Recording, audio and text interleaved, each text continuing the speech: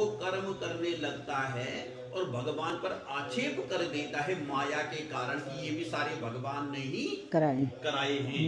ये जीव की सबसे बड़ी ऐसे बोल देते कि भगवान की इच्छा के बिना कुछ नहीं होता, मूर्खता है। अब देखो, मानो चलो ये भी मान लो कि भगवान ने ही कर्म कराए और कर्म का फल भगवान देगा।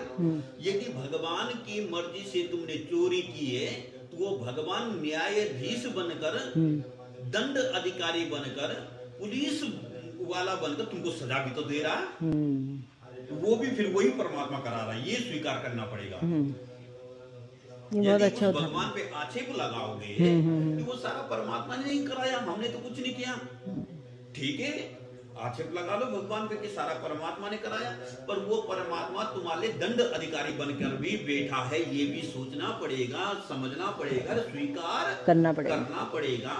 इसलिए भगवान ने मनुष्य जाति को विवेक दे रखा है और जीव को इतना ज्ञान तो होता ही है कि मैं स्वार्थ के लिए कर्म कर रहा हूं कि परमार्थ के लिए कर्म कर रहा हूं।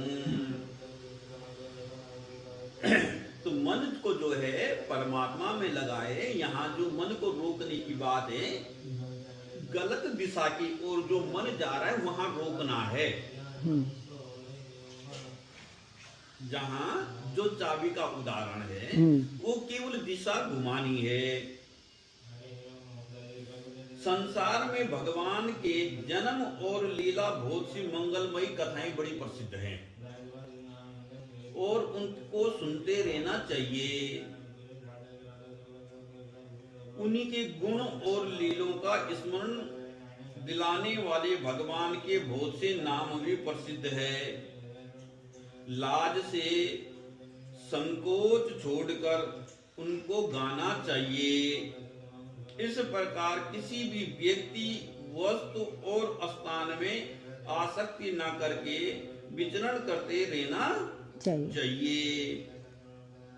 जो इस प्रकार विशुद्ध व्रत का नियम लेता है उसके हृदय में भगवान के प्रति अनुराग, प्रेम का अंकुर प्रस्फुटित होता है, प्रेम का अंकुर उग जाता है, उसका चित्त द्रवित हो जाता है।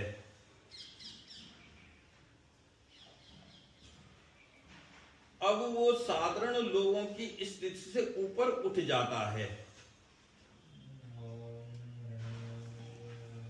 हृदय का द्रवित होना